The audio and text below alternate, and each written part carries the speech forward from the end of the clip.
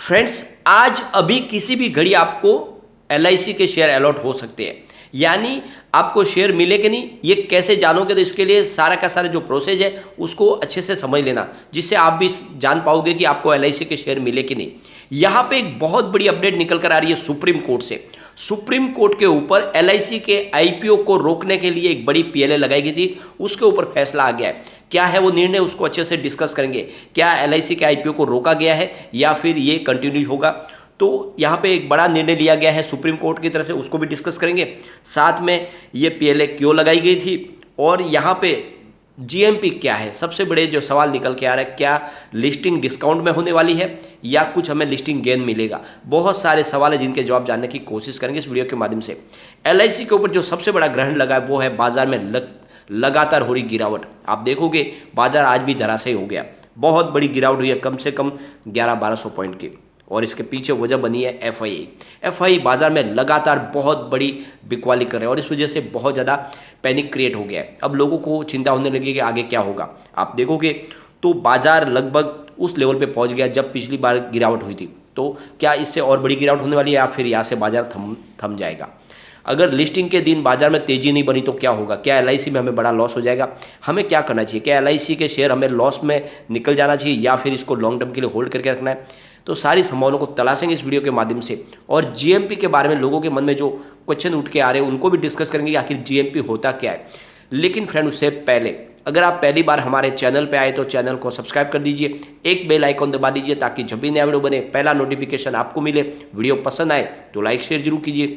चलो friend, video start करते हैं। मैं हूँ आपका दोस्त एसबी दवे और हमारे अपने चैनल ऑनलाइन कमाई में आपका बहुत बहुत स्वागत है। फ्रेंड्स, यहाँ पे बाजार में गिरावट की सबसे बड़ी वजह है इंटरनेशनल मार्केट।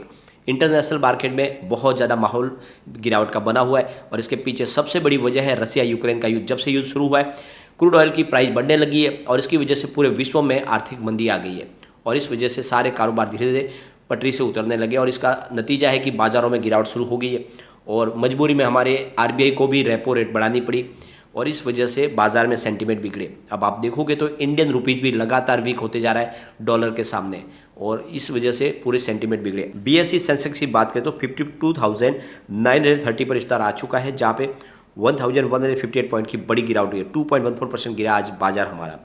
और यहाँ पे चिंताजनक बात यही है कि ये जो गिरावट का दौर है यही एलआईसी के आईपीओ का पूरा माहौल बिगाड़ चुका है। इस गिरावट के पीछे सबसे बड़ी वजह है वो है एफआई ने कल भी भयंकर बिकवाली की। कल अगर उनकी डाटा को देखें तो 5,988 करोड़ रुपीज़ की उन्होंने खरीदारी की, लेकिन सामने 9,597 करोड़ रुपीज़ की बिकवाली कर दी। तो इस तरह से उन्होंने कल 3,609 करोड़ रुपीज़ की बिकवाली की है। अब सामने हमारे बड़े फंड हाउस जरूर कोशिश करें कि इस बाजार को थामा जाए। तो कल उन्होंने 8,400 करोड़ रुपीज़ का नया निवेश किया और सामने 4,290 करोड़ रुपीज़ की बिकवाली की। तो इस तरह से उन्होंने कल 4,181 करोड़ रुपीज़ की खरीदारी की। लेकिन आज जो माहौल है वो बिगड़ा, उसके पीछे वजह अभी हमारे पास लेटेस्ट डाटा तो निकल कर नहीं आया, लेकिन लग रहा है कि आज हमारे बड़े फंड हाउस की भी खरीदारी थोड़ी कम रही है और इसी वजह से बाजार में भयंकर हमें गिरावट देखने को मिली है। अब यहाँ पे एक बड़ी अपडेट निकल के आ रही है।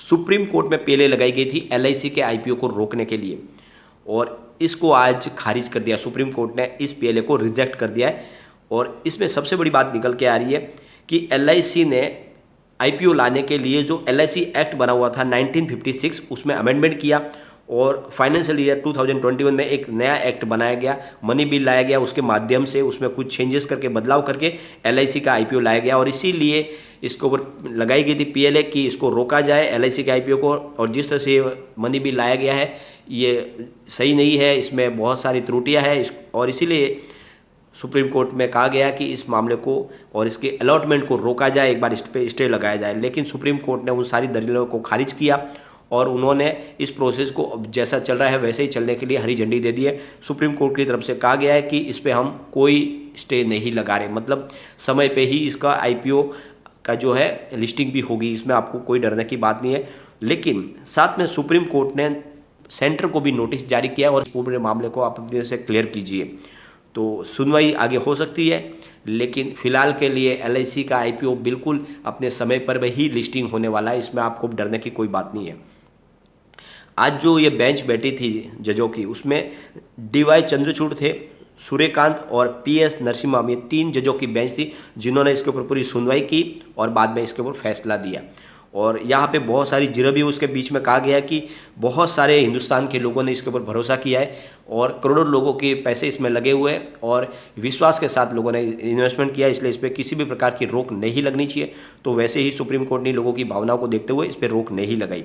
लेकिन यहाँ पे जो सबसे बड़ी चिंताजनक बात निकल के आ रही है वो है इसकी जीएमपी लगातार गिर रहा है और माइनस हो चुका है। अब जीएमपी गिरने की वजह से जो चिंताजनक बात ये निकल के आ रही है कि जो इसकी प्राइस है, इशू प्राइस 949 की, उसमें 20 रुपये से लेकर 25 रुपये का डिस्काउंट में लिस्टिंग की संभावना बन रही है।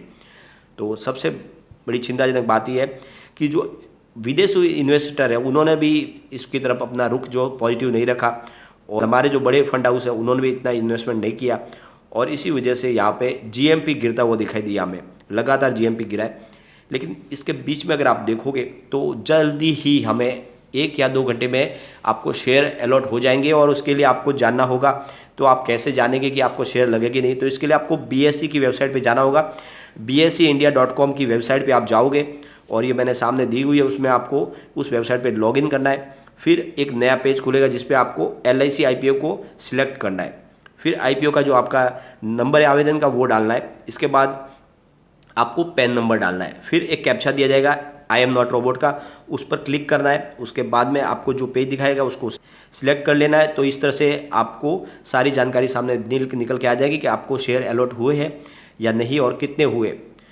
और सबसे बड़ी बात है, आप चाहे तो इसकी रजिस्टर्ड वेबसाइट है कैफिन की, उसके ऊपर भी जाके इसी प्रोसेस से आप देख सकते हैं। ऑलरेडी कल हमने इसके ऊपर ऑलरेडी सारा वीडियो बना के डिस्कस कर लिया, इसलिए हम इसको वापस डिस्कस नहीं करेंगे क्योंकि इससे समय बिगड़ता है। आप चाहे तो कल का वीडियो देख सकते हो, उसमें मैंने इसकी वेबसाइट और BSE इंडिया की डिटेल जानकारी आपको दे दी है।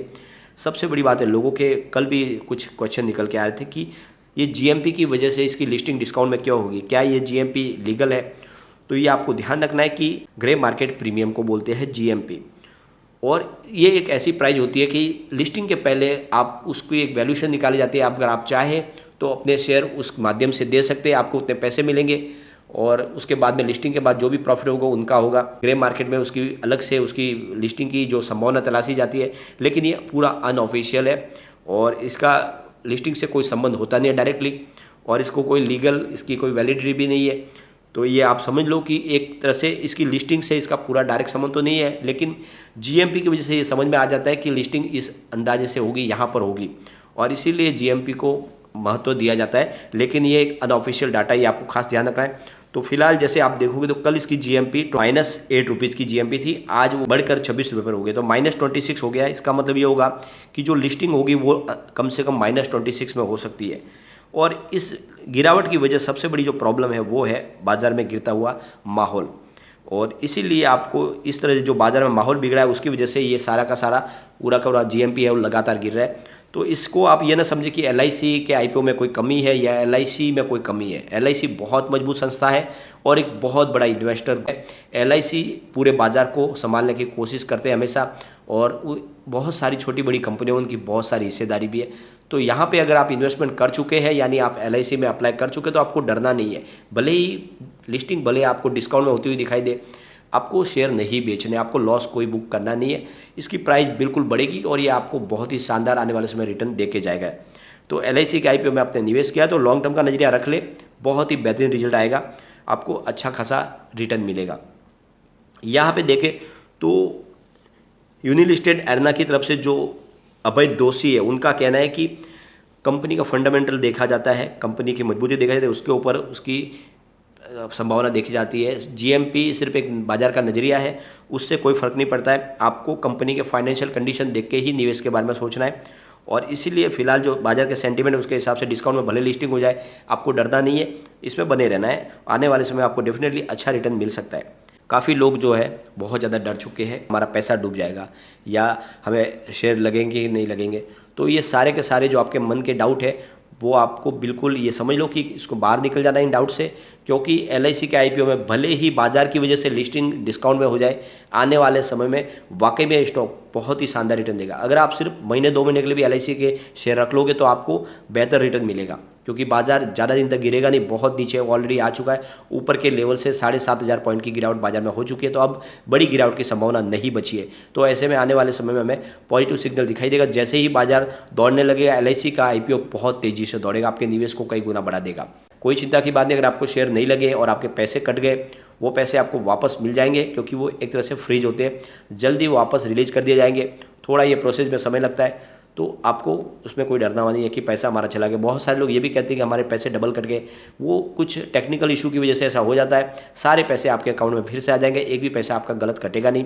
लेकिन फ्रेंड, कोई भी इन्वेस्टमेंट करने से पहले अपने फाइनेंशियल एडवाइजर से बारे ले ले या अपना खुद का रिसर्च करें, क्योंकि मैंने वीडियो आपके एजुकेशनल पर्पज़ के लिए ही बनाया। वीडियो पसंद आए तो लाइक शेयर जरूर कीजिए और चैनल को सब्सक्राइब कर दीजिए। Thank you friend.